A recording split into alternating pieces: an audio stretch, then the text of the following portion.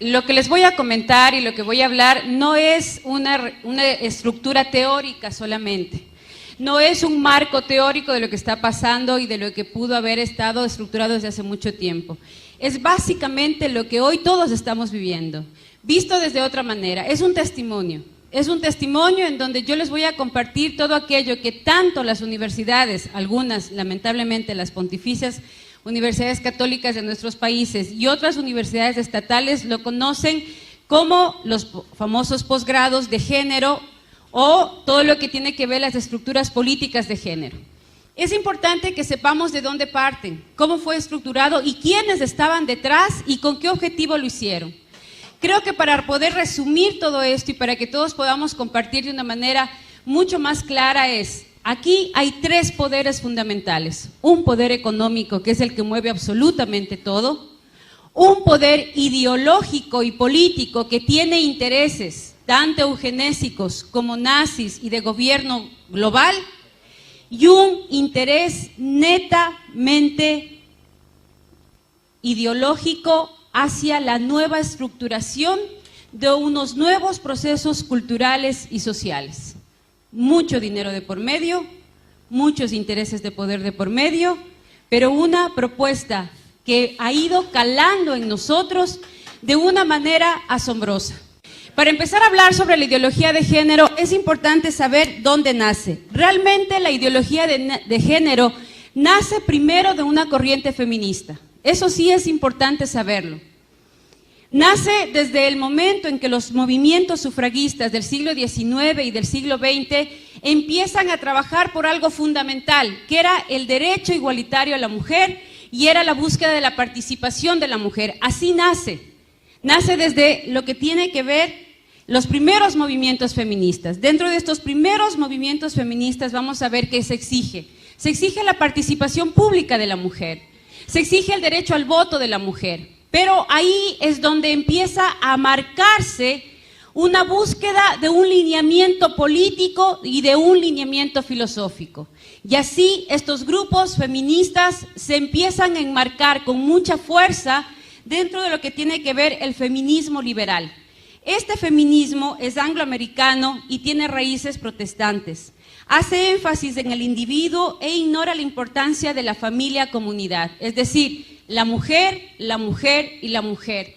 El resto quedaba excluido, simplemente se buscaba introducir a la mujer dentro de todo el contexto político y social de la época. Fue muy fuerte la lucha y la campaña con respecto al tema del voto. Luego viene un feminismo socialista.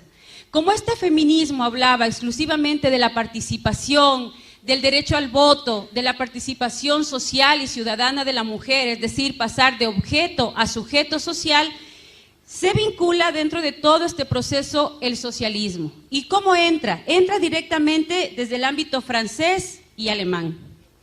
Busca sobre todo reivindicar a la mujer desde lo social y utiliza a Engels, a Marx, socialistas muy conocidos de la época. Y así pasamos de la famosa lucha de clases entre ricos y pobres, empresarios y obreros, a la lucha entre el hombre y la mujer. Ahí es donde rompemos la relación familiar, la relación de pareja y empezamos a construir un enemigo al cual tenemos que vencer. Es decir, la mujer y el hombre enfrentados, como que a partir de eso íbamos a solucionar nuestros problemas. Es así que dentro de toda esta propuesta se habla de que las mujeres son la primera propiedad privada y la opresión de las mujeres por parte de los hombres es la primera opresión de la clase. Le dan un énfasis a un gobierno amplio que solucionará los problemas de las mujeres. Tenían planteamientos explícitos de liberación sexual, es decir, yo soy tan igual al hombre que yo no tengo por qué tener hijos. Si él no tiene hijos, yo tampoco, y si para eso tengo que usar anticonceptivos, llegar al aborto y empezar a tener una vida promiscua como a lo mejor algunos hombres la tienen, pues yo tengo el mismo derecho. También para ellas la familia y el matrimonio son instituciones que las oprimen, que son opresoras frente a la mujer, y por eso entre sus objetivos principales estaba la abolición de la maternidad y la paternidad. Y para esto era imprescindible la anticoncepción y la despenalización del aborto. Ambos tienen en común el rechazo de la discriminación y ya aparecen los planteamientos malthusianos. Es importante ver cómo esta ideología que parte del siglo XIX y parte del siglo XX, donde toma mucha mayor fuerza, ya se ha convertido ideológicamente en parte de lo que nosotros somos. Yo no quiero que me levante la mano nadie de lo que está aquí, cada uno es una pregunta individual, pero ¿cuántas y cuántos de los que estamos aquí usamos o hemos usado anticonceptivos? ¿Cuántas tenemos, por ejemplo, la ligadura encima o estamos con DIU, que por cierto es de los más abortivos, pastillas, parches, geles, preservativos? Es decir, ya a nosotros en este momento, de los que estamos ya de 40 para arriba, ya muchos de nosotros somos hijos de esa ideología, en donde los hijos hay que tenerles cuidado, en donde si ya tienes más de 4 hijos, lo primero que te dicen es, ¿no tienes televisión? Pero si eres moderna. Solo las ignorantes, o sea, además es sinónimo de pobreza, de ignorancia, así como quien dice, pero ¿cómo se te ocurre tú, estudiada, preparada, tener más de 4 o 5 hijos? O sea, ¿qué te pasa? Es decir, vemos a la maternidad como algo que hay que temer. Ser mamá es lo más terrible que nos puede pasar. Ser mamá es lo más vergonzante y humillante. A muchas de las mujeres cuando van por su 5º, 6º, y ya no se diga 8º, 9º hijo, compartir con tu familia, no estoy diciendo en el trabajo que ya es otro panorama o a nivel social es otro panorama, muchas veces compartir con tu mamá o con tus hermanas que vas a esperar otro hijo es sinónimo de terror. ¿Y ahora qué me van a decir? Y ahora mi mamá va a saber que me va a matar, y eso que estás casada, que tienes quien te mantenga, que tienes quien te comparta la vida, si tú eres una mujer independiente y trabajadora, tú mismo satisfaces tus necesidades, pero sin embargo ya vemos a la maternidad y al matrimonio como algo vergonzoso y temido. Y del matrimonio ni hablemos, porque del matrimonio somos nosotros mismos los que hablamos mal, nosotros mismos los que nos burlamos del matrimonio. Vemos una pareja que está saliendo en su auto, al menos en mi país sucede, que ves una pareja de novios saliendo en el auto y muchos es pobrecitos, no saben a lo que se meten. O alguien te dice, me voy a casar, ¡ay, mi sentido pésame! Algo así como te vas a morir, ¿no? Y me acuerdo, mi mamá se muere de las iras cuando mi papá hace una broma y peor cuando yo la cuento, pero la cuento porque demuestra mucho lo que realmente pasa alrededor del matrimonio. Cuando le preguntan a mi papá, ¿y cuántos años están ustedes de casados? Él normalmente dice ya 45 años. Imagínate, si hubiera matado a alguien, ya estaría libre. Esto es pena perpetua.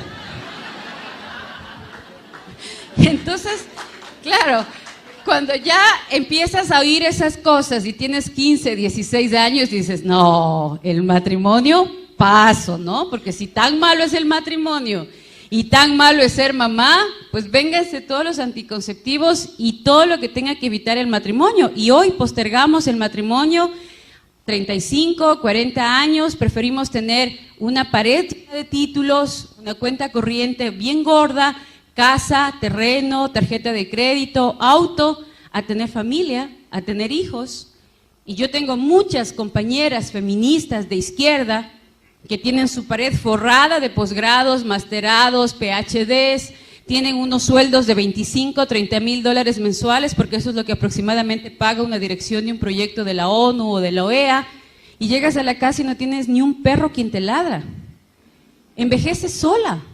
Y yo pienso que la soledad es de las peores cosas que nos pueden suceder.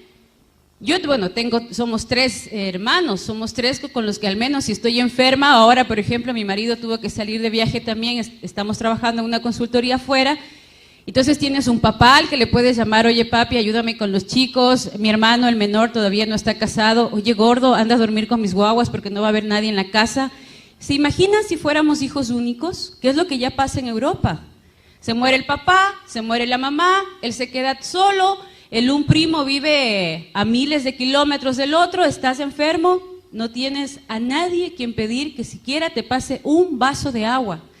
La familia es en donde más tenemos que invertir y uno de los objetivos políticos y económicos es justamente eso.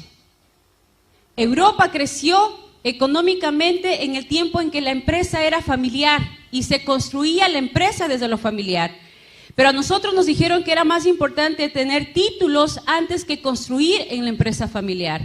Y a partir de eso, las economías europeas están totalmente destrozadas y están en manos ahora de Asia. Y en América Latina, muchas de las empresas familiares también están desapareciendo porque nuestros hijos, o nosotros como hijos, ya no queríamos ser parte de la empresa familiar. Le tenemos miedo a la familia como factor de crecimiento económico y factor de crecimiento social. Y eso es un cambio ideológico que parte desde estos movimientos. Hay un segundo movimiento que es el que ya cobró fuerza en los años 60 y es el que nos ha impulsado ahora a lo que estamos, que está marcada por la obra del Segundo Sexo de Simone de Beauvoir y por la ilusión femenina de Betty Friedan. Este movimiento tiene ideas marxistas, pero junto con el liberalismo sexual. Aquí es donde se impulsa muchísimo lo que era la anticoncepción. Estos factores produjeron la revolución intelectual, fueron el inconformismo de los jóvenes, se sentían oprimidos, se sentían que no tenían mucho espacio de participación. El movimiento pacifista hippie, sexo, droga y alcohol, que promovía el amor libre, las relaciones sin compromiso, informadas pero puras, que es otro fenómeno. Mijita, prueba, ¿no? A ver cómo te va. Si te va bien, te casas, y si no, no. Yo cuando trabajo con jóvenes siempre les pongo un ejemplo, y es, miren, yo no sé cómo son las leyes en Argentina, pero en mi país, y creo que nos parecemos en muchos países, y hasta hoy por aprensión lo hacemos, cuando yo voy a comprar un auto, supongamos que Manuel me va a vender el super Porsche negro deportivo con el que nos fue a ver al aeropuerto, me pide $15,000 y acordamos que se los voy a pagar.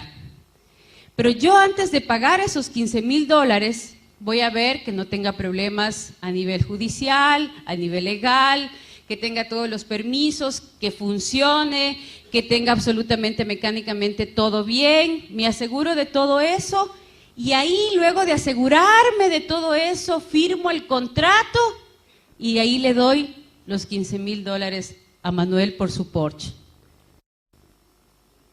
Cuando yo entrego el cuerpito latino, yo les paso a muchos jóvenes gratis, sin un papelito, sin el nombre siquiera. Me interesa más las cosas, los objetos, que yo como persona. Si me choco el auto, Dios mediante, con esfuerzo y todo, capaz que lo recupero. Pero si me da SIDA, o si me contagio de virus de papiloma humano o de clamidia y luego me quedo infértil para toda la vida, y el cuerpito latino lo entregamos gratis. ¿Ustedes imaginan que yo le pida a este joven simpático su computadora y le dijera, oye, te quiero comprar el computador, pero necesito que por favor me lo dejes usar 1 año. Después de ese año, si me gusta, te lo compro. ¿Me vendes? Pero a mi hija sí le digo, prueba, mijita, prueba a ver cómo te va. Si te va bien, te casas, y si no, regresas. Pero la computadora sí no la suelto, ¿no? Eso es lo que hacemos, nos tratamos peor que objetos. ¿Dónde está nuestra dignidad de ser humano? O sea, no podemos hacer de nuestro cuerpo un objeto que todo el mundo pueda usar, que todo el mundo pueda disfrutar, y si no te gusta, te dejo. Pero sin embargo, como hay una ideología detrás y la hemos aceptado como si fuera algo maravilloso, como si fuera algo revolucionario, porque además las feministas nos dicen, ¿no? Progreso. Estamos ya en el siglo XXII, tenemos que ser modernos. Ya Europa lo aprobó. Ya en Estados Unidos es una ley como diciendo, mira, nosotros vamos por la cola y no podemos estar detrás. Y sin embargo, no nos dicen todo lo que ellos están viviendo ahora. Pero hay un tercer feminismo, un feminismo revisionista que está apareciendo ahora en el siglo XXI, apareció ya a finales del siglo XX, y es un estudio y una reivindicación a partir de lo que se vivió en los otros feminismos. Este feminismo es nuevo, está apenas apareciendo.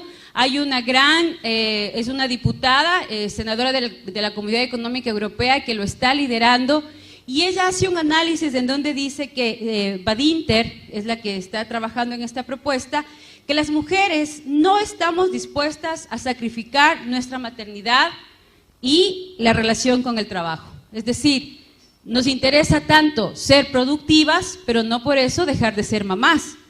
No quieren construir una familia sin papá y mamá. Nos interesa el tener al papá a nuestro lado, el hablar del hombre como un compañero, el hablar del hombre como un amigo, no un enemigo a vencer. Quieren ser madres y trabajadoras, tener ese espacio legal para poder movernos. Exigen que los hombres no se desentiendan de su responsabilidad como padres, revalorizan las tareas que las mujeres hacen tradicionalmente, llegan a la conclusión que la liberación sexual de las mujeres habría beneficiado más a los hombres porque es a las mujeres a las que nos ponen aproximadamente 75 miligramos de levonorgestrel todos los días con el uso de anticonceptivos. Los anticonceptivos nos engordan, nos terminan los huesos, nos dañan la piel, se nos cae el pelo, aparte de que nos ponemos muy gorditas también, que es producto de este uso de hormonas. Y una cosa que muy pocos la denuncian a partir del uso de anticonceptivos es la primera causa de muerte de enfermedades cardiovasculares en América Latina con las mujeres es justamente por el uso y abuso de anticonceptivos. Somos la primera causa de muerte de las enfermedades cardiovasculares y está relacionada al uso de la anticoncepción. Y ahí sí nadie dice nada, ahí sí nadie habla de la salud cardiovascular. Pero sin embargo sí hablamos de la salud sexual reproductiva, que es la que produce realmente nuestra enfermedad y nuestra muerte. Estiman que la mujer ha perdido su identidad femenina para asemejarse a los varones, produciéndose la peor de las alienaciones, ya vamos a hablar más adelante de esto, y buscan implicar al hombre en el logro de la igualdad real entre los dos sexos. En general, de una manera resumida, ¿qué promueve el feminismo? El progreso de las mujeres, es lo que todas estamos buscando. Cuando hablamos de políticas a favor de la mujer, cuando hablamos de proyectos a favor de la mujer, ¿qué buscamos? El progreso de la mujer. Para eso se han marcado 3 espacios: la lucha contra el patriarcado, la subordinación de la mujer y la igualdad entre hombre y mujer. Esos son los 3 paradigmas que enmarcan todas las propuestas legales en el continente. Si ustedes revisan todas las propuestas, nosotros elaborábamos las propuestas y las entregábamos al Consejo de la ONU previo a la elaboración del documento para el estudio de los encuentros tanto en el Cairo como en Beijing. Estos documentos siempre van a enfocar 3 problemáticas a raíz de un tema y las problemáticas estaban centradas en estos 3 puntos. Y para esto, ¿qué es lo que hacemos las feministas? Organizamos a los grupos, organizamos movimientos sociales, capacitamos a los grupos sociales y establecemos luchas políticas que tengan que ir directamente hacia el ámbito educativo, universidades, colegios, maestros, sindicatos, hacia el ámbito de salud, dinero para los centros de salud, dinero para médicos y formación de médicos en mi propuesta, y también todo un proyecto cultural, artístico, en donde yo pueda vender mi propuesta al común de la gente. Pero para poder llegar a esto, ¿qué nos piden? ¿Qué es lo contradictorio? Me hablan de progreso, pero ¿qué me están pidiendo? Para yo poder entrar dentro de ese progreso de la mujer, de ese concepto de progreso, tengo que renunciar a mi esencia femenina. Cuidado digas que eres dulce, que eres tierna, que te encantan los hijos, porque no entras dentro de ese parámetro. Tienes que ser dura, tienes que ser fuerte, te anulan tu feminidad, te anulan tus emociones. Tú no puedes llorar y para eso te ejercitan, para eso te forman, para eso te ponen en campos de formación en donde te hablan de tus mayores debilidades. Hay una dinámica que se llama la silla eléctrica. En esta dinámica de la silla eléctrica, donde formamos lideresas para que puedan enfrentar el campo social, ponemos un círculo y cada una tiene que sentarse en esa silla y en esa silla te tienen que decir todos los campos negativos que tú tienes, lo que yo percibo de negativo de ti. Y la que está al frente tiene que evitar enojarse y dar respuestas totalmente frías a cómo puede establecer una estrategia para vencer esa debilidad. Hay mujeres que hasta lloran y automáticamente lo que te dicen es, mira, tú no sirves. Si vas a ponerte a llorar como niña, como bebita, es mejor que ni pienses estar frente de ningún grupo. Tú para revolucionaria no sirves, tú para feminista no sirves, y así que es mejor que lo pienses. Si te quedas, tienes que ser fuerte y dura para enfrentar la batalla, y si no, te vas. Así te forman. Te forman para poder mirar al otro sin tener miedo, aunque sepas que por dentro te estás muriendo. Pero que sepas que tienes una pistola y que si hay que usarla, hay que usarla. Y que no te puede temblar la mano. Y así forman a las feministas. Diana Conti es formada desde los 16, 17 años para poder enfrentar lo que está enfrentando. Para que todo el mundo le diga que es una liberal, que dónde está su familia. ¿Ustedes creen que ella, en el fondo de su corazón, no sentirá la presión social que implica liderar estas propuestas? ¿Que habrá ratos en que no quiera desmoronarse? Claro, porque somos humanas, pero tiene que vencer eso porque así está formada. Porque así tiene que hacerlo para cobrar el dinero que cobra y para poder estar en el lugar en el que está. Aparte de eso está promover la liberación sexual, es decir, si tú tienes 10 amantes, yo voy a tener 20 como mujer. Defender el aborto a petición, porque como tú eres hombre y no te embarazas, yo tampoco me tengo por qué embarazar. Y si para eso tengo que terminar asesinando a mis hijos a cambio de un título, asesinando a mis hijos a cambio de un buen sueldo, asesinando a mis hijos a cambio de un posgrado, pues lo voy a hacer. Porque primero estoy yo y yo. El resto no me importa. Si el resto quiere venir conmigo, que venga. Y si no, pues es su derecho quedarse. Disociar la reproducción de la sexualidad. Es decir, no importa el resultado. Si yo tengo placer, lo voy a vivir. Y ahí les tienen a un montón de diputados y senadores en América Latina discutiendo sobre el placer sexual de unas cuantas personas y si tienen o no tienen derecho a casarse. Cuando en el fondo, si nosotros vemos, estamos discutiendo sobre un tema genital, sino un tema de 2 o 3 personas que tienen placer sexual, besándose y amándose entre hombres o entre mujeres. Cuando las mujeres estamos automáticamente en muchos países, ni siquiera tenemos el grado de alfabetismo que necesitamos.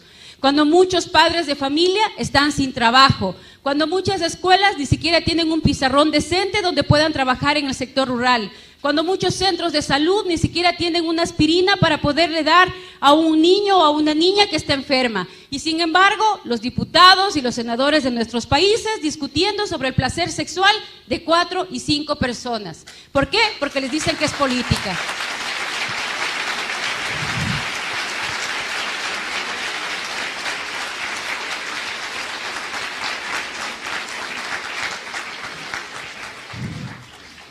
Además, es importante empezar a trabajar dentro de combatir la igualdad salarial, que ese es un punto. Siempre van a encontrar en las propuestas feministas puntos positivos que nos enganchan, pero que tienen con el paquete completo. Es como cuando yo te vendo un proyecto, en el caso de los gobernadores, que nosotros les financiábamos proyectos de los gobiernos locales. Le dábamos dinero para el alcantarillado, pero como eje transversal le poníamos género y salud sexual. Entonces el alcalde feliz empezaba a construir su puente y no se daba cuenta que dentro del convenio yo tenía la obligación de ir con mi equipo a capacitar a los maestros de las escuelas en el uso y abuso de anticonceptivos. Pero estaba el puente construido. Promover la promiscuidad sexual y el lesbianismo, porque es parte de las políticas de control natal. Ya van a ver que lo dice las Naciones Unidas clarito. La homosexualidad es parte del control natal para América Latina, un documento oficial de la ONU. Ingresar forzadamente al mercado laboral, es decir, y aquí hay muchas que lo hemos vivido, cuando vas a un sitio y te dicen, ¿en qué trabaja? Y como nos han lavado tanto el cerebro que ser mamá, estar en la casa es lo más denigrante, agachas la cabeza y dices, solo soy ama de casa. Solo soy ama de casa. O sea, por favor, ¿quién no ha estado en la casa y quién no ha estado con los hijos no sabe de lo que está hablando? Aquí habemos algunas que somos mamás y sabemos que desde medicina, psicología, economía y todo lo que se puedan imaginar, uno lo tiene que saber. ¿Cómo?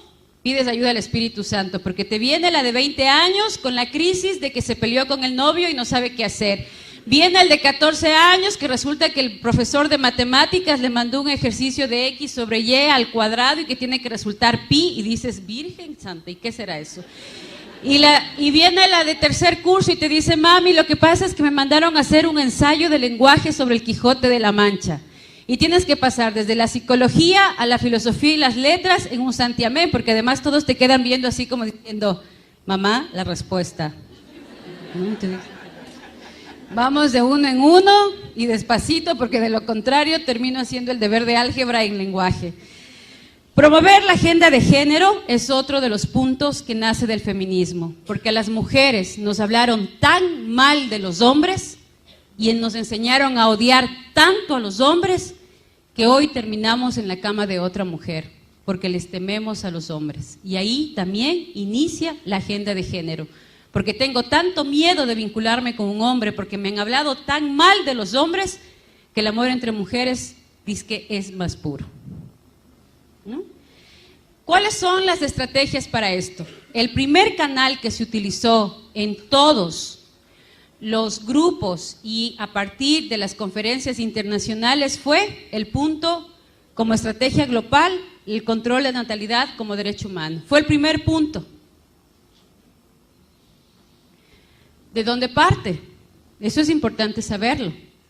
La ideóloga del control natal hay muchos, pero la que más fuerza ha tenido, la que más se ha leído, a la que más se le ha impulsado y la que mucho dinero manejó y creó varias organizaciones como la IPPF, que es la que más vende anticoncepción y aborto en nuestra región, es Margaret Sanger. Ella fue la precursora norteamericana de los movimientos feministas, luchó por la imposición del control natal, el uso libre de anticonceptivos y el fomento del aborto. Margaret Sanger es el ídolo de las feministas, sobre todo de las de antaño. Hoy se la considera pionera del nuevo feminismo, es decir, de las chicas de 25 y 30 años, porque es mucho más radical en los planteamientos. Fundó la organización la Liga Americana para el Control de Natalidad, hoy denominada IPPF, y en 1914 fundó el periódico La Mujer Rebelde, que se considera el hito comunicacional más importante de la mujer. El control de la natalidad como medio práctico de la política racista. Y dentro de todo esto se comenzó a manejar ya la imagen de la familia pobre, con muchos hijos, totalmente sufrida, acongojada, los niños sucios, botados, y la familia feliz con 2 hijos. Y empiezan a aparecer ya no las casas grandes, las casas pequeñas. Y hoy todo está construido sobre la base de esta política. Encontrar una casa, yo no sé cómo será acá, pero en mi país yo tengo 3 hijos. Encontrar ya una casa de 3, 4 dormitorios es más o menos una odisea. La mayoría de casas tienen 2 dormitorios, una cocina que tienes que entrar de lado porque de frente no cabes, una sala comedor que ya es una sola, porque ahora eso se llama estilo moderno, estilo americano. Entonces son 4 sillas en medio de la sala y un patio en donde el perro le puede dar ataque de esquizofrenia porque no resiste el tamaño del patio, ¿ya? Y ese es el modelo. Nuestro fallo, les voy a decir literalmente lo que estudian las mujeres y los hombres en los posgrados de género, porque este es un documento que se les entrega. Lo que pasa es que como lo vemos con otros ojos, literalmente lo he pasado. Nuestro fallo de segregar a los imbéciles, que normalmente para ella los latinos, ella los llama a los mexicanos, y los negros somos los imbéciles, quienes están aumentando y multiplicándose un peso muerto de basura humana, engendra impasiblemente la clase de los seres humanos que nunca deberían haber nacido. El control de la natalidad en sí mismo, denunciado a menudo como violación de la ley natural, no es nada más ni nada menos que la facilitación del proceso de deshacerse del indigno, de prevenir el nacimiento de defectuosos o de aquellos que lo serán. Margaret Sanger. El exterminio de la población negra. De 5 abortuarios en Estados Unidos y en España, 3 están en barrios de latinos y barrios de negros, al punto que hoy ellos se están organizando en Estados Unidos para denunciar el genocidio de los afros en Norteamérica. ¿Por qué? Porque dice que el enfoque educacional más exitoso para llegar al negro es a través de un llamamiento religioso. No queremos que nadie se entere de que queremos eliminar a la población negra, y el ministro religioso es el hombre que puede aclarar esa idea, si alguna vez se le ocurre al más rebelde de sus miembros. Entonces, por eso es que hay que buscar sacerdotes que defiendan el género, líderes religiosos que hablen de que no hay nada más bonito que ser homosexual y que no hay pecado en la homosexualidad. Entonces ya no es la líder de las Naciones Unidas. Ya no es la consultora del Fondo de Población de la ONU, es el sacerdote de la parroquia X a quien ingenuamente, espero creer eso, ingenuamente se le ha lavado el cerebro y ahora sale él a decir, vengan, esta iglesia es abierta, aquí no hay problema el aborto, aquí no hay problema la anticoncepción, aquí no hay problema la homosexualidad, todo está bien visto a los ojos de Dios porque Dios lo permite todo. ¿Por qué? Porque es parte de la estrategia. Yo no soy la que tengo que decir, es la comunidad la que lo tiene que pedir y yo, buena gente, ONU, Fondo de Población, Banco Mundial, lo que hago es darle a la gente lo que quiere la gente, porque así de buena gente soy, ¿no? Y luego, deberíamos contratar a 3 o 4 ministros de color, preferiblemente con conocimientos del servicio social y con atrayentes personalidades. El acercamiento educativo más acertado a los negros está con una súplica religiosa. No quisiéramos que saliera de nuestra boca la frase de que deseamos exterminar a la población negra. Luego viene la esterilización de los débiles mentales, porque pobrecitos de esos niños con síndrome de Down no pueden nacer. Entonces nos hemos comido el cuento de tal manera que ahora mucha gente piensa, no, pues es que esa gente no puede nacer. Pues ella ya lo había pensado y nos lo vendió de la siguiente manera. El débil mental innegable debería de hecho no solamente ser reducido, sino además prevenido de propagar su clase. Debería llevarnos también a la mejora racial, el esterilizar incluso a esos débiles mentales que no entran necesariamente dentro de un grupo hereditario. En la colonia de Lynchburg, para epilépticos y débiles mentales del estado de Virginia, se establecieron desde 1927 hasta 1972 unos 8,000 niños al amparo de una ley eugenésica, totalmente esterilizados. ¿Les suena eso de que a los niños Down hay que esterilizarlos, a los niños con problemas mentales hay que esterilizarlos? Y si a ti te tienen que hacer el examen para saber si tu niño viene o no viene con algún problema mental, para poder ayudarte. La pregunta es, ¿ayudarme a qué? Disculpe. ¿Para qué necesita hacerme a mí un examen si mi hijo viene o no viene mal? ¿Cuál va a ser la ayuda? ¿No? Esta es la filosofía que hay detrás de eso. La selección elitista de las clases acomodadas. Nuestra tarea está no solamente en prevenir la multiplicación de la mala estirpe, está también para preservar la estirpe bien dotada. Por el interés del progreso social o incluso por la permanencia de la civilización, las clases intelectuales deben tener más niños. Nuestro problema más acuciante es aumentar el índice de natalidad del superior y disminuir del inferior. Y muchos de nosotros nos hemos comido el cuento. Ahí están las pobres, llenas de hijos, no tienen que dar de comer a sus hijos y siguen pariendo como conejos. Deberían evitar que las pobres sigan teniendo hijos. Tanto pobre en la calle, tanto pobre en los mercados. Entonces hay que eliminar a los pobres. Entonces se necesita tener tarjeta de crédito, cuenta corriente, casa, auto y profesión para poder tener hijos. Igual a China. En China, si tú tienes dinero y puedes mantener, pagas el impuesto por cada hijo que tienes. Y si no, tienes la obligación de abortar, porque el gobierno te obliga a abortar porque los pobres no pueden tener hijos. Y vamos a tener que pedir autorización para el número de hijos que tenemos que tener. ¿Por qué? Porque hay una clase que tiene que prevalecer y otra que tiene que desaparecer. La destrucción de la familia y el matrimonio. La acción más misericordiosa que puede hacer una familia numerosa por uno de sus miembros más pequeños es matarle. La cama del matrimonio es la influencia más degenerativa en el orden social. No te cases, ¿para qué te vas a casar? Bueno, pues y si te va mal te divorcias. Ninguna mujer tiene derecho legal de concebir a un niño sin un permiso para la maternidad. Y viene el anticristianismo. Fundamentalistas, curuchupas, comecirios, antiprogreso, homofóbicos. ¿De dónde nace? Los servicios de maternidad para las mujeres de los barrios miserables son perjudiciales para la sociedad y para la raza. La caridad no hace más que prolongar la miseria de los ineptos. Los resultados de 5.9 en América Latina en 1950, a 2.5 en el 2000, a 2.1 en el año 2010 y el objetivo es llegar a 1.9 en el 2050. Hoy estamos ya en parte de los objetivos que ellos están cumpliendo. Llevamos 2.1, muchos de nuestros países como promedio. Nos hemos convencido de que a los hijos hay que tenerles miedo. Hay más tasas de divorcios que de matrimonios en la mayoría de nuestros países. Muchos de los chicos ya no optan por el matrimonio. Las relaciones, las uniones de parejas son más comunes que los matrimonios. Y todo parte desde toda una estrategia que venimos arrastrando desde atrás.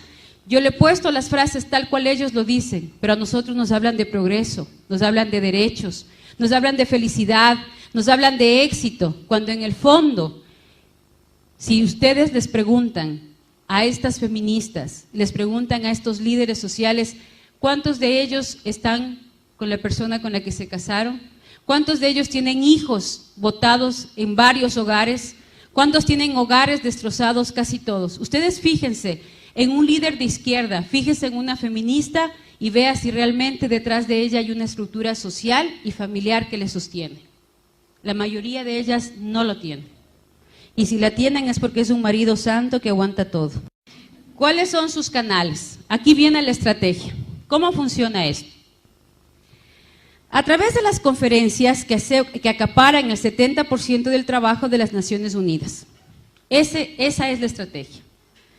Ahí tenemos las conferencias de mujeres, de población, de niñez, de tierra, derechos humanos, las conferencias sociales y las dos últimas de la mujer y de los jóvenes en México. ¿Cómo operan? Las conferencias están diseñadas para llamar la atención sobre algo particular. Un ejemplo, el control de la población. Estamos tan poblados que nos estamos cayendo los unos a los otros porque ya no cabemos. Y uno se sube a un avión y ve unos campos maravillosos. Por cierto, Mendoza tiene unos paisajes espectaculares, unas montañas y unos campos, pero fascinantes. Y resulta que uno ve, sí, una población grande, sí, pero no están tan poblados que ya se están cayendo de los cerros. No, nadie, ¿no? Pero nos dicen no, control poblacional, ya estamos demasiados. Y producen documentos en consenso. He puesto en comillas en consenso, ¿por qué? Porque estos documentos los elaboramos un grupo de técnicos que trabajamos en las Naciones Unidas. Estos documentos reflejan verdaderamente la problemática que se va a trabajar. La problemática, por ejemplo, de violencia contra la mujer, la problemática de analfabetismo más alta que existe en América Latina y en África en relación hombre-mujer, es cierto. Se ponen las problemáticas reales, se hace un análisis de la problemática real. Y estos son los que tienen que definir las pautas para las acciones nacionales e internacionales. Es el documento base donde está el problema enfocado, pero tiene el marco de control natal. Problema, solución, control natal. ¿Cómo se llega a esa conclusión sin que yo ONU lo diga y lo diga la gente? Pues a través de las reuniones regionales. Estas reuniones son reuniones de avance, entre comillas. Son personal de la ONU quien redacta un borrador que se presenta a los delegados de los países en las precomisiones que se llevan a cabo en Nueva York. Este paquete que tiene que ver con el análisis de la problemática baja a cada uno de los países. En esos países se lo traduce a la realidad nacional, a la realidad de Argentina. En función de esa realidad, la ONU, a través de sus técnicos, llama a diferentes ONGs que estén trabajando en relación a ese tema. Y ahí viene el punto, la presión. ¿Cómo logro la presión? A través de las organizaciones no gubernamentales que yo mismo como ONU autorizo para llegar a la cumbre. ¿Por qué? Porque las reuniones paralelas a la conferencia se focalizan en el trabajo de lobby. Yo llevo un grupo de jóvenes, de esos chicos guapos y simpáticos que están en la esquina, les cuento todo el drama, pobrecitas las mujeres, excluidas, sacrificadas, llenas de problemas, no tenemos participación, entonces tenemos que sacar adelante la participación. Ellos empiezan a dar una serie de ideas, una serie de propuestas, una serie de actividades, de estrategias, resultados, porque además tú le entregas las fichas que tienen que llenar. Ellos no llenan las fichas por sí mismos. Yo les entrego unas fichas con unos lineamientos y unas preguntas que ellos tienen que responder. Y el momento en que yo veo que, por ejemplo, una de estas simpáticas chicas dice, pero ¿por qué la ley del aborto? O sea, no tiene nada que ver el control natal contra el aborto. Yo automáticamente lo que le digo es, mira, después hablamos, te lo tengo que explicar. Lo que pasa es que ella no tiene muy claro el asunto, pero luego yo hablo con ella, pero ustedes sigan trabajando. Entonces, la anulo directamente. Cuando sale el documento no lo redactan ellos. Yo contrato una relatora, las famosas relatoras de mesa, que son las que ya están capacitadas por mí, las que ya recibieron absolutamente toda la información que yo necesitaba, recoge 4 o 5 planteamientos de ellos y lo traduce al lenguaje que la ONU quiere plantear como política internacional. Así funciona. Entonces, ahí viene el lobby. En el lobby, a los delegados, senadores, diputados, delegados del área ejecutiva de cada uno de los gobiernos, yo le digo, usted como diputada que ha venido a la ONU, quiero darle a conocer el documento que trabajamos en su país hace exactamente 3 meses y lo trabajaron más de 100,000 jóvenes argentinos y estas son las conclusiones. Si usted no aprueba esas conclusiones, estará traicionando el sentir de las mujeres y de los jóvenes argentinos. Entonces, por favor, vote. Este es el pedido de los jóvenes en el país.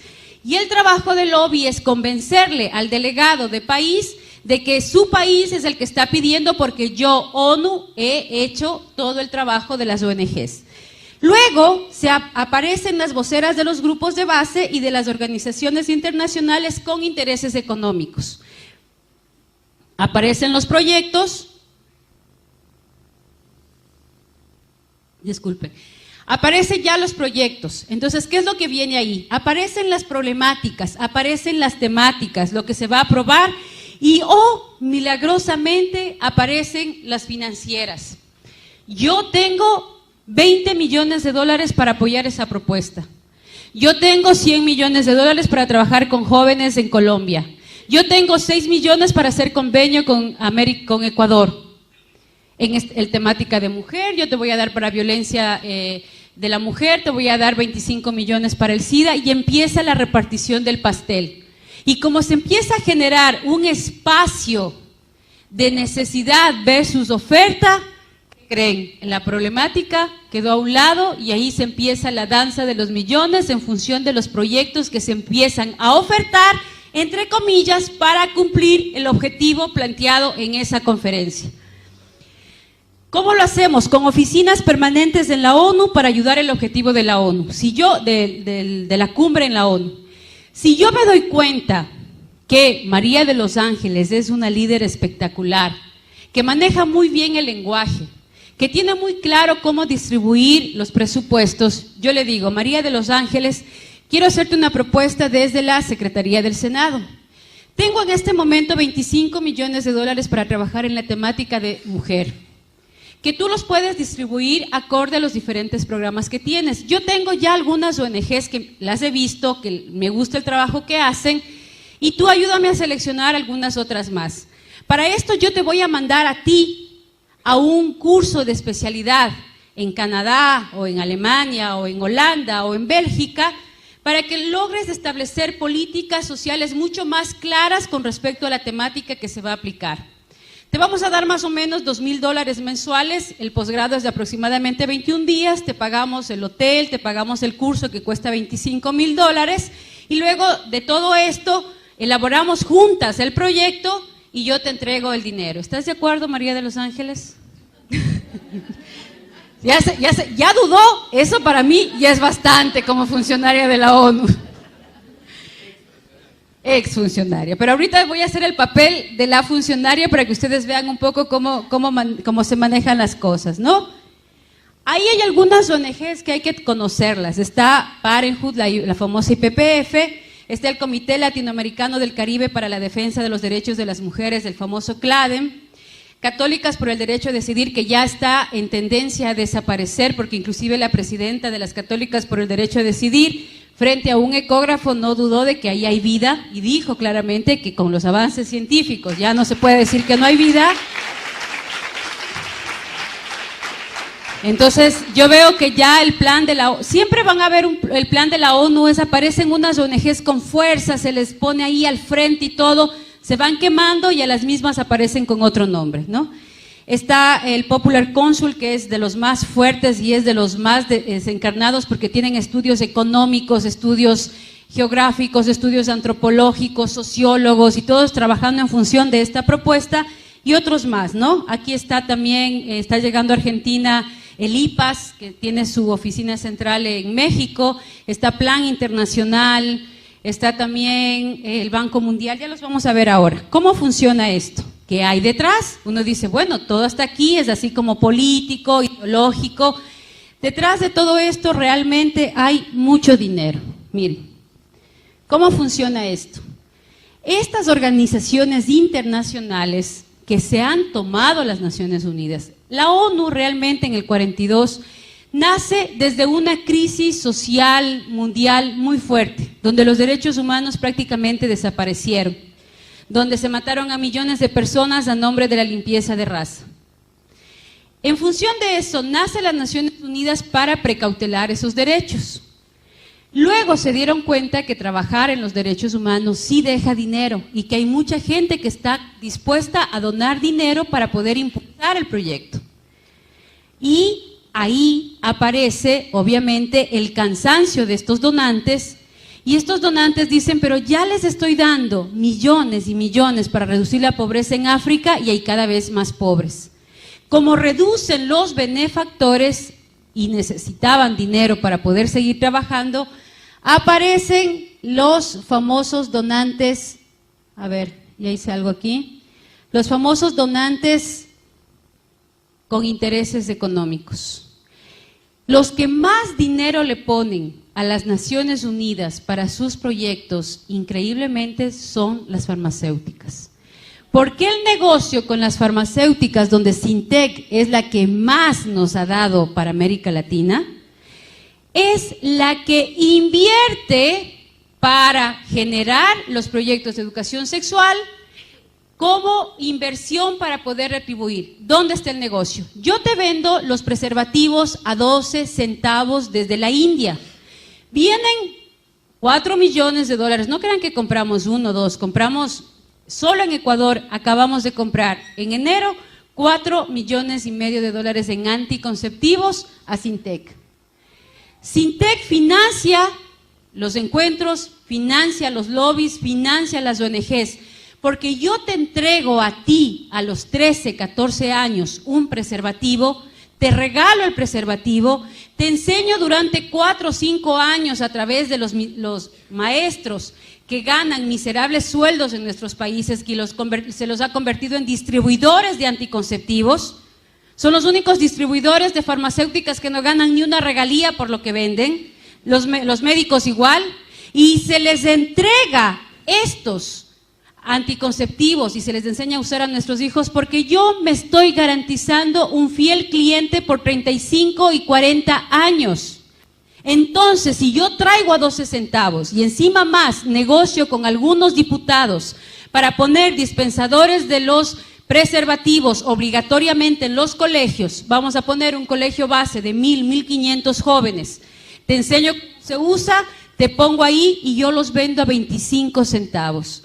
¿Cuántos preservativos venderán en un dispensador de un colegio de 1,500 alumnos? Entonces, claro que es un negocio regalarte, claro que es un negocio educarte para que uses mis anticonceptivos, claro que es un negocio invertir. Entonces, yo invierto en los encuentros y luego de invertir en los encuentros, ¿cómo lavo el dinero? Lavo el dinero a través de las organizaciones internacionales para que yo desaparezca, te entrego a esta institución busca agencias internacionales de desarrollo social, de desarrollo en salud, como el USAID, como todo lo que tiene que ver los centros, la FDA también, y lo paso a las financieras para que puedan entrar a negociar, como la Organización Mundial de la Salud y el UNPA, y entrego los préstamos a través de los bancos internacionales. Entonces, yo no hago como país el convenio directamente con Sintec, sino que presento el proyecto al UNPA o las Naciones Unidas para que estas agencias depositen el dinero o hagan préstamos internacionales. Un ejemplo de eso. Si yo soy diputado, si yo soy alcalde o gobernador y hago un convenio con el Fondo de Población o hago un convenio con UNICEF, hago un convenio con el Banco Mundial para mejorar los centros de salud de Mendoza, el Banco Mundial, a través de estos organismos internacionales, me ofrece donarme 100 millones de dólares para construir, para arreglar, para comprar equipos a los centros de salud de Mendoza. Dentro del convenio está el eje transversal de salud sexual reproductiva, que incluye la consejería gratuita a adolescentes para que los adolescentes sin permiso de sus padres usen anticonceptivos, para que se trabaje en género, es decir, capacitar a los maestros y a los médicos en atención a personas homosexuales, y todo lo que tiene que ver con la entrega de anticonceptivos y esterilización a las mujeres y a los chicos y a los hombres en Mendoza. Entonces, espectacular, pero hay un eje transversal que de esos 100 millones, 1 millón, 2 millones, 3 millones será destinado para mi proyecto. ¿Quién va a manejar ese proyecto? Entonces yo le digo, señor gobernador, no se preocupe. Primero lo invito a cenar en un local muy bonito, y aquí uno ve el sticker de la ONU y te abren las puertas por todo lado. Nadie puede entrar, pero si le dice, soy funcionaria de la ONU, siga por favor. Le llamo de la ONU para hablar con el gobernador, claro, siga por favor. Lo llevo a cenar, porque para eso tú ganas un sueldo, pero te entregan una tarjeta de crédito de aproximadamente $20,000 para que tú como funcionaria puedas invitar a diputados, puedas invitar a gobernadores, a gobiernos locales, a cenas, a teatros, a lugares, a posgrados, a viajes, y así poderle inmiscuir en la propuesta. Le digo, mire, usted encárguese de estos 98 millones, yo voy a contratar los técnicos, porque yo me imagino que usted no tiene experiencia en esto de contratos sociales, ONGs y todo. Yo ya tengo el estudio de con qué ONGs puedo trabajar, y en función de esas ONGs yo empiezo a implementar el proyecto. Yo tengo mi equipo, tengo mi gente, así que usted de eso no se preocupe. Firma, y empezó el proyecto sin que nadie se dé cuenta y sin tener que buscarme marchas en contra, ni que vengan los Provida a decirme que esto no está bien, ni que vengan un montón de viejitas comerciarios a decirme que eso está mal. Ni se han enterado, ya está firmado el convenio y ya está el dinero en la gobernación. La más grande de estas ONGs que trabaja en todo el continente, desde México hasta Brasil y Argentina y Chile, es la IPPF. El que está al frente de la IPPF actualmente es el hijo de Margaret Sanger. La IPPF, Alexander Sanger, él es el gerente de la IPPF actual. Y la IPPF en su página web, ellos, la verdad es que nosotros no leemos, pero ellos lo tienen bien clarito y lo ponen ahí directamente. La IPPF trabaja para mejorar el acceso a la anticoncepción de emergencia para ayudar a prevenir embarazos no planificados y abortos inseguros. ¿Qué quiere decir? Que trabaja por el aborto seguro, que vende abortivos, que vende aborto químico, que esteriliza y entrega anticonceptivos a los jóvenes sin mayor información. Y aquí ustedes no ven absolutamente en ninguna parte de la página, en ninguna parte, lo que tiene que ver con el peligro de las enfermedades de transmisión sexual de nuestros hijos. Yo lo único que hago es vender un negocio. Entonces, imagínense qué negocio. Te entrego anticonceptivos. Como sé que no existe sexo seguro, tienes dos opciones: o te embarazas o te enfermas. Si te embarazas, te vendo el aborto. Y si te enfermas, te vendo, por ejemplo, la famosa vacuna en contra del virus de papiloma humano, que le dicen muy noblemente en contra del cáncer de útero, que no hay tal cáncer de útero si no hay virus de papiloma humano, que es una enfermedad que se transmite vía piel a piel por el simple sudor de la piel. Entonces yo también te vendo las vacunas. ¿Cuánto cuestan? $475. ¿Cuántas dosis? 3 dosis. ¿Cuánto cuestan los retrovirales para el SIDA? En Brasil se los produce a $170, $180 y nos lo venden en nuestro continente entre $800 y $1,000.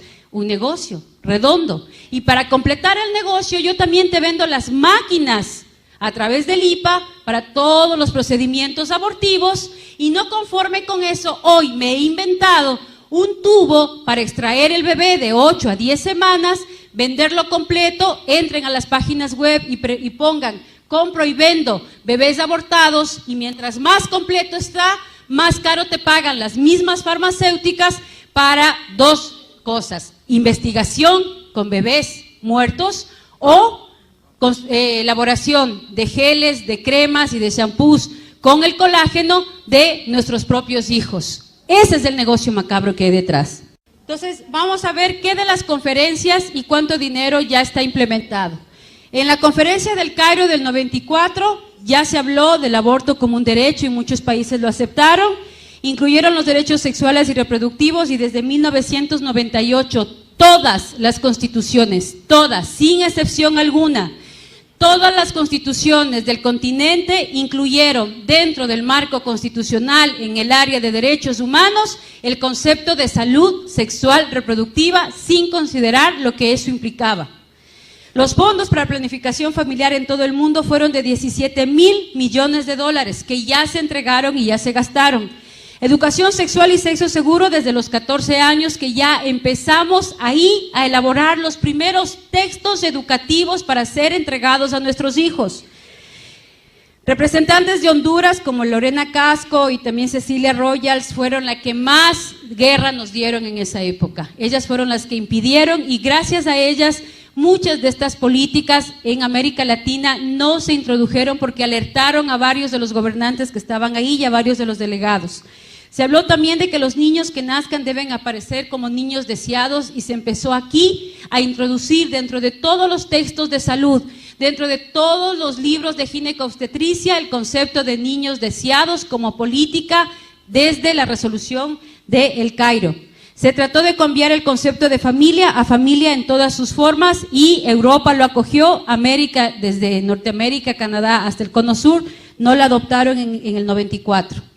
Luego en Beijing, ya los logros que se tuvieron y que ya estamos viviendo el resultado de eso se trata negativamente al matrimonio, a la familia y a la maternidad, y se empieza a hablar de la importancia de vivir las relaciones sexuales como un derecho sin llegar ni al matrimonio, y no importa el sexo, no importa el estado civil, no importa si eres hombre, si eres mujer, no importa absolutamente nada. Buscan eliminar la discriminación específicamente en el tema de la homosexualidad, y ahí aparecen las primeras leyes en Europa y en Norteamérica para incluir la libre orientación sexual, tanto en los diferentes estamentos estatales hasta llegar a los estamentos constitucionales. Y ya en muchos países se ha logrado: México, Colombia, Argentina, que ya les voy a decir, son los 3 parámetros. Este es un dominó. Este dominó que tiene la ONU tiene 3 puntas a nivel latinoamericano y del Cono Sur. México, por ser, entre comillas, país católico, está la Santísima Virgen María y su influencia tiene mucha fuerza por la guadalupana. Está Colombia, porque se considera siempre un país mucho más conservador, mucho más apegado también a la religión, y está Argentina por su influencia política y porque siempre o marca la moda, o marca los hitos musicales, marca los hitos artísticos. Entonces también está Argentina. Caen las 3 puntas y el dominó va cayendo automáticamente uno tras de otro. Esa es la estrategia que se tiene. Busca eliminar los obstáculos para la igualdad de género, y empiezan a aparecer grupos artísticos financiados por la misma ONU, artistas y varios líderes sociales y políticos, homosexuales como personas lindas, como hitos, como ejemplos, y empezamos a aparecer en la televisión, empiezan a aparecer homosexuales, empiezan a aparecer varias personas. De hecho, Walter Mercado es uno de los beneficiados de los proyectos de la ONU con dinero para expandir su imagen dentro del continente, porque su imagen daba mucha fuerza a la relación del buena gente, lindo, simpático y que ayuda a los demás. Propone eliminar la tradición y la religión que discrimina contra los jóvenes, y aquí se empieza a hablar por primera vez de una religión universal. Promueve emprender iniciativas con sensibilidad de género que aborden temas de enfermedades de transmisión sexual frente a el uso del preservativo. Propone promover el derecho a tener control de su sexualidad y decidir libremente el asunto relativo a la sexualidad, incluyendo la salud sexual y reproductiva, es decir, que los adolescentes vivan libremente su sexualidad sin el control paterno. Y se empiezan a organizar desde el año 95 las famosas coordinadoras juveniles de salud sexual reproductiva, los famosos grupos juveniles de feministas, los famosos grupos estudiantiles universitarios a favor del derecho a la mujer. Luego viene la CEDAW, que desde el 79 se empezó a trabajar, pero que ya a partir del 2000 se firmaron los convenios, y ahí empieza como instrumento jurídico fundamental para asegurar igualdad de los derechos de las mujeres, define la discriminación como cualquier distinción, exclusión o restricción de los derechos a libertades de las mujeres, proclama el derecho a la igualdad entre hombre y mujer, un comité de expertos que verifica el cumplimiento de estos derechos, y ahí ustedes ven que tienen en cada gobierno vienen a visitarte para ver y evaluarte si estás o no estás cumpliendo, y se ratifica el protocolo. ¿Quién estuvo detrás de todo esto y financió directamente estos dos eventos y la legalización en las diferentes constituciones? Frederick Osborne y la IPPF. Frederick Osborne, que fue el que dio el dinero en un 80% para África y América Latina, no es nada más ni nada menos que el presidente de la Sociedad de Eugenesia. Es el fundador, junto con Rockefeller III, del Consejo de Población y el Lobby Pro Aborto, y es el estratega de la criptoeugenesia. Luego viene, con todo este financiamiento, ¿cuál fue el resultado? Condicionar el entorno por medio de presiones sociales y psicológicas concentradas en los jóvenes y en los padres. ¿Cómo se hace esto? Se trabajan talleres que se convocan desde las Naciones Unidas. Yo voy a dar desde el área que más trabajaba, que era el área de los maestros. Entonces yo convoco a unos 200, 300 maestros para establecer la nueva política educativa en materia de salud sexual reproductiva. Se trabaja todo a base de dinámicas, de ejercicios grupales, de terapias grupales, más o menos todo lo que tiene que ver con trabajo desde lo personal, para debilitarte hacia la toma de decisiones en función de la decisión grupal. Cojo los maestros, vengo y traigo a la súper experta, PhD, doctora, 80 libros, habla no sé cuántos lenguajes, bien especializada de Alemania, y la presento tal cual para poder darle exposición a los maestros. La primera dinámica que propone esta súper experta es traer a dos lesbianas frente al público y se les pide simplemente observan y van a percibir sus sensaciones y emociones. Esa es la pregunta y ese es el punto de partida de la dinámica. Entran las lesbianas, se quedan mirando, se acarician, se besan y se van. La pregunta de la super experta es ¿cómo se sintieron? Y empiezan unos que sí, que me da igual, mira, cada uno tiene derecho, otro que dice, no, me parece horroroso, o sea, no estoy de acuerdo, por favor, ¿cómo es posible que nos hagan esto? Yo venía a otro taller y todo. A todos los que protestaron, les digo, por favor, levanten la mano quienes no están de acuerdo o no les pareció bien o se sintieron mal o se incomodaron con esta dinámica. Levantan la mano, gracias, bajen la mano, por favor, y les digo, ustedes deberían ir al psicólogo. Tienen un problema moral.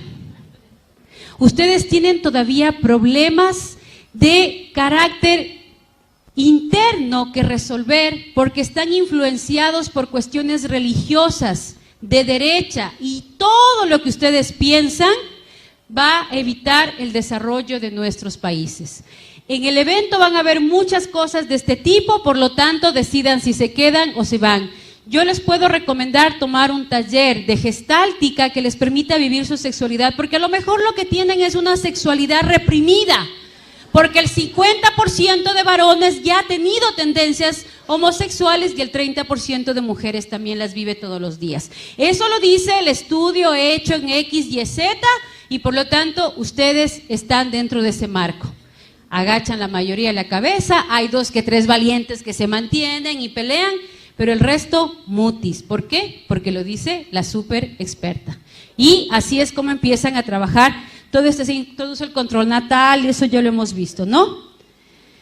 Luego viene la Fundación Rockefeller, que empieza a trabajar y empieza a financiar a través de estas organizaciones.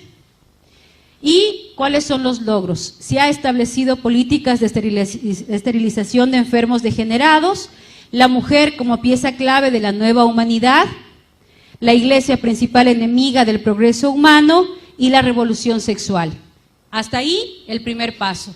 ¿Están en todos nuestros países estos pasos? Sí. Viene el segundo paso. El segundo paso de la política global está la agenda de género, es decir, redefinir la igualdad. Si yo ya te logré convencer que vivas como prostituto o como prostituta, uses mis productos y aparte de eso te conviertas en asesino de tus propios hijos y tú sales a la calle diciendo que es un derecho matar a los hijos, que es un derecho prostituirte y usar tu sexualidad peor que un animalito. Si ya te convencí de eso, ahora sí, ya te puedo convencer de lo que pensé que nunca te podía convencer. Y es de cambiar el concepto de igualdad social a igualdad biológica. Los hombres y mujeres se hacen, no nacen. Todos por todas. La violencia de género cambia por la violencia de mujer. Por eso hay grupos de feministas, la vieja guardia, que no aceptaron muchas de estas agrupaciones de esta propuesta. Porque era la pelea que apareciera públicamente la imagen de la mujer, que aparezca socialmente la imagen de la mujer, que no quede excluida y de pronto vuelve a desaparecer porque ya no hay el concepto mujer, ahora hay el concepto género. Y nuevamente desaparece la palabra mujer y aparece la palabra de género, que es nada más ni nada menos que ya no solo puedo tener derecho a decidir si matar o no matar a mis hijos, sino que ya te convenzo de que puedes ser hombre a pesar de ser mujer. Y el ejemplo más grande que tenemos de esto es esta mujer que se puso hormonas, se viste como hombre, se pareció a hombre, pero su naturaleza le grita. ¿Y ahora? Y mejor voy para acá. Le grita que es mujer. O sea, por más que tenga toda la apariencia, es mujer. Tiene su útero, tiene sus ovarios, tiene sus óvulos, se quedó embarazada. Es tan mujer que eligió a un hombre como pareja.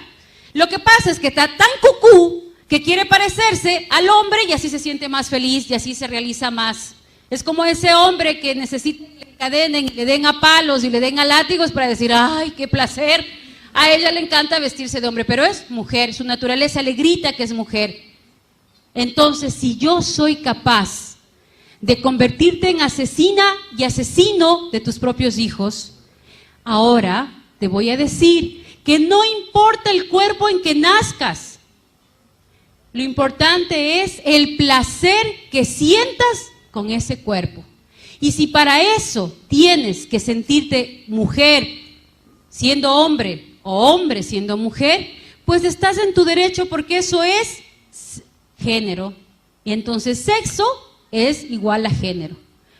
Un ejemplo de esto que les puedo poner es, imagínense lo que sería mañana a una ballena que se sienta una paloma encerrada en el cuerpo de una ballena.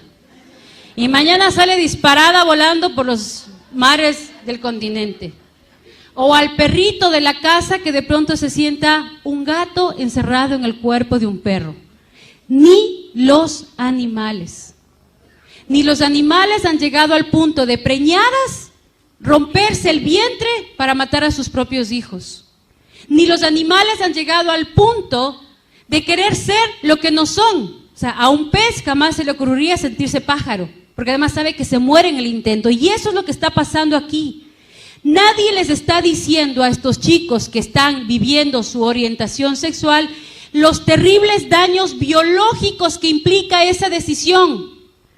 Y si no, preguntemos en Europa cuántos anos artificiales han tenido que poner en los homosexuales que viven libremente su homosexualidad.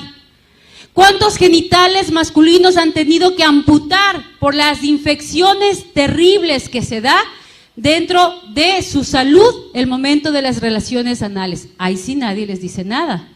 Que las enfermedades de transmisión sexual han transmutado desde lo genital a lo anal y a lo bucal por las prácticas sexuales que este tipo de ideología nos está enmarcando y nos está creando como parte de nuestra sociedad. Vamos a ir rápido, que tengo 5 minutos. Es el fraude, cómo nació esta propuesta de Kinsey. Les pido que por favor estudien el documento de Kinsey. Un depravado sexual sobre el cual se basa la teoría de género es un médico psiquiatra que utilizó a niños huérfanos de 8, 9 y 10 meses para que sean violados por un grupo de personas que están encarceladas y que se les consideraba personas peligrosas, criminales peligrosos. Él puso a estos criminales a violar y a abusar sexualmente de estos niños y se dio cuenta que después de 3 o 4 veces que eran violados sentían placer sexual porque ya no lloraban.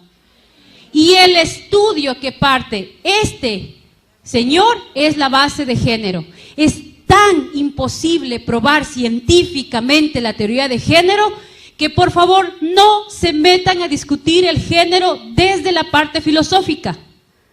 Género se debe discutir desde estrictamente la parte biológica, la parte conductual, la parte científica que ustedes pueden probar.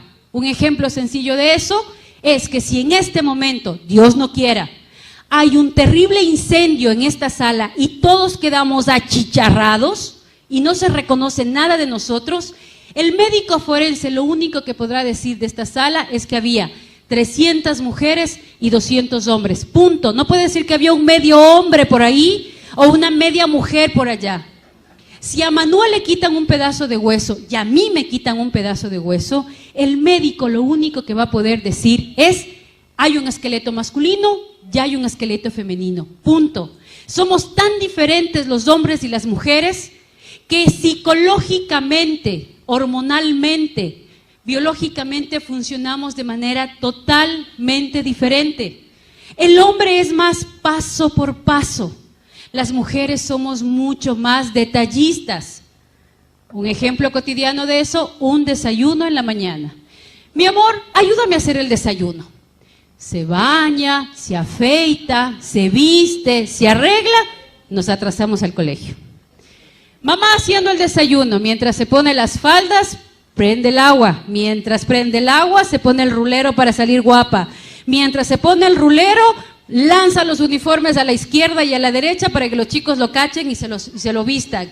Prepara los refrigerios mientras pone la lavadora y se quede funcionando para poder salir. Y a las 8 en punto todos estamos en el sitio en el que tenemos que estar.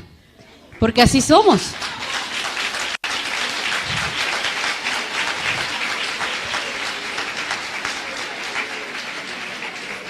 Y ahora imagínense, ¿no? ¿Ustedes se imaginan un papá dando a luz? ¿Verdad? Ahora imagínense ustedes sin los brazos de esos hombres, sin la practicidad de ellos. Que cuando tú llegas toda alborotada y le cuentas, es que mi trabajo, es que la vecina, es que la comadre, es que los hijos, es que el colegio, es que el mercado, es que el problema, el que no sé qué, no sé cuánto, y él te queda mirando así. No entendió nada de lo que le dijiste y te dice: sí, mi amor, claro. ¿De qué sí? De eso de lo que me estás hablando. ¿Pero de qué parte? De tu amiga. No te estoy hablando de mi amiga, te estoy hablando del trabajo. ¿No? Pero sí, esos ojitos de popurrí, sin sus halagos. ¿Ustedes creen, mis queridos amigos, que las mujeres nos arreglamos, nos peinamos, nos perfumamos, nos guapeamos para que aquí mi amiga me diga: mamacita, qué buena que estás? No. Nos arreglamos para nuestros maridos, para nuestros hijos, para nuestros machos, para nuestros varones. Y todas nos debilitamos y nos derretimos frente a esas palabras amorosas que ustedes nos dicen. Nos derretimos en los brazos de ustedes porque necesitamos de sus brazos. Necesitamos de su practicidad, necesitamos de su racionalidad, necesitamos de su concreción, porque de lo contrario no concretáramos nada, nos termináramos haciendo 10 cosas a la vez. Entonces, cuando yo rompo con todo eso, obviamente rompo con toda una estructura, y si yo soy capaz de convencerte de que ya mates a tus hijos, luego de que ya no eres mujer, que eres hombre, te puedo convencer absolutamente de todo. Y ese es el plan social y de poder económico y político. Porque los jóvenes que viven como animales su sexualidad y no son capaces de tomar decisiones asertivas de su vida, de su cuerpo, no van a poder tomar decisiones absolutamente de nada.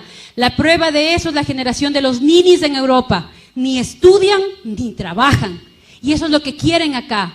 Porque a esos jóvenes es fácil lavarles el cerebro, a esos jóvenes es fácil sacarles el voto, a esos jóvenes es fácil decirles lo que deben comprar, lo que deben vestir, a dónde tienen que viajar, qué es lo que se tienen que poner, dónde tienen que estudiar y qué carreras tienen que estudiar. Porque nos convierten en seres humanos totalmente manejables, totalmente vulnerables, violentos, sin ser capaces ni siquiera de enfocar una meta a la cual seguir. Y aquí yo quiero hacer un llamado a los jóvenes. Si los jóvenes y las mujeres no nos comprometemos en participar en política, a meternos y ensuciarnos las manos, a meternos y abrir la boca y a ser la voz de los que no tienen voz, estamos fregados, porque les vamos a dejar a ellos el poder.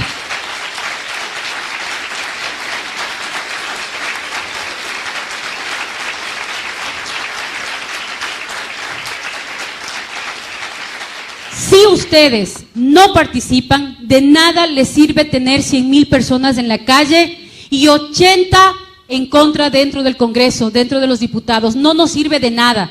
Están en época de elecciones. Si ustedes no se deciden en participar, si ustedes no deciden a enfrentar la parte política, Liliana y todas las diputadas que están alrededor de ella no van a poder hacer nada porque están solas. Necesitan gente adentro. Si ustedes jóvenes no son capaces de extorsionar a los políticos, de presionar a los políticos y decirles, yo soy su futuro votante por varios años. Si usted no me firma este papel donde se compromete a defender la vida y la familia, yo y todos los míos no le daremos el voto. O firma o considérese un cadáver político porque nadie va a votar por usted. Es así como tenemos que actuar.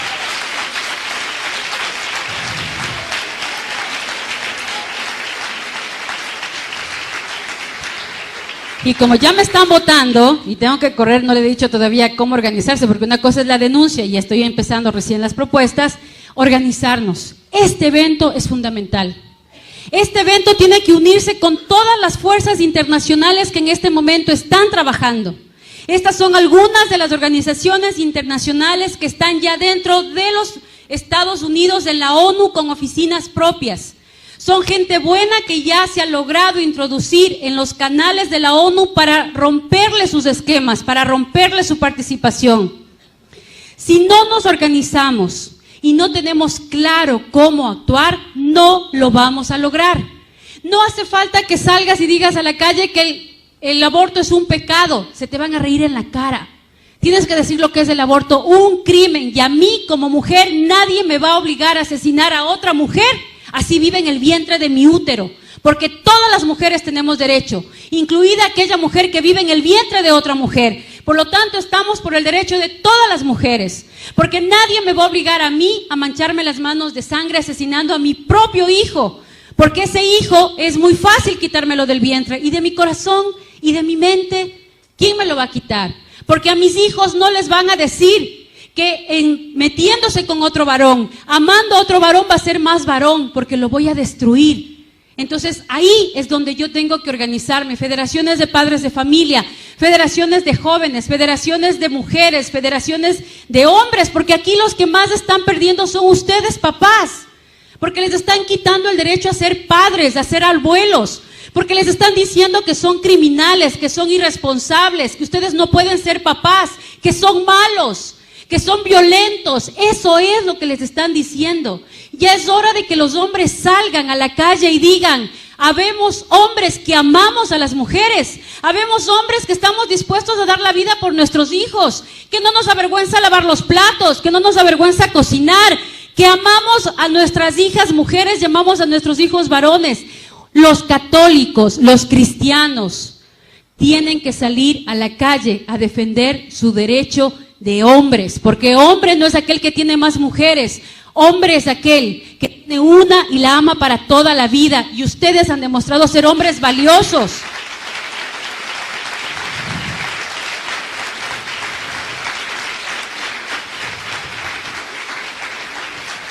Finalmente vamos a hablar de nuestros hijos. Machismo empieza con M de mamá, mujeres. Es hora de empezar a trabajar en la educación de nuestros hijos, en ambientes de vida coherente y con valores, buscando un ideal de persona, enseñándoles a tomar decisiones acertadas, que si ellos no están de acuerdo que en su colegio, en su universidad, les den condones, ellos sean capaces de abrir la boca y decir, no estoy de acuerdo, oiga maestro, disculpe, ¿usted me garantiza sexo seguro? ¿Usted va a pagar mi tratamiento si yo me contagio de SIDA? Si usted me firma que lo va a hacer o va a hacer con cualquiera de mis compañeros, hágalo. Caso contrario, si mañana tenemos SIDA, tenemos virus de papiloma humano, tenemos clamidia, usted va a tener que responder.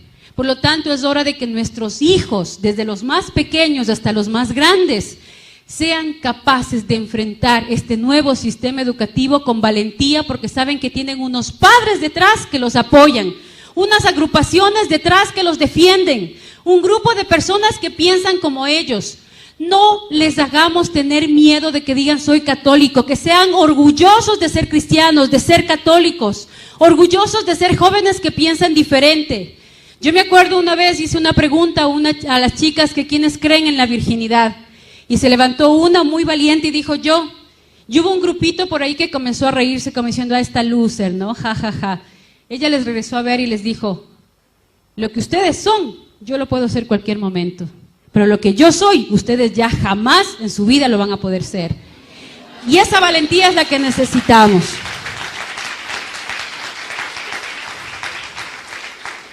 Bueno, ya están ahí, yo creo que con esto terminamos.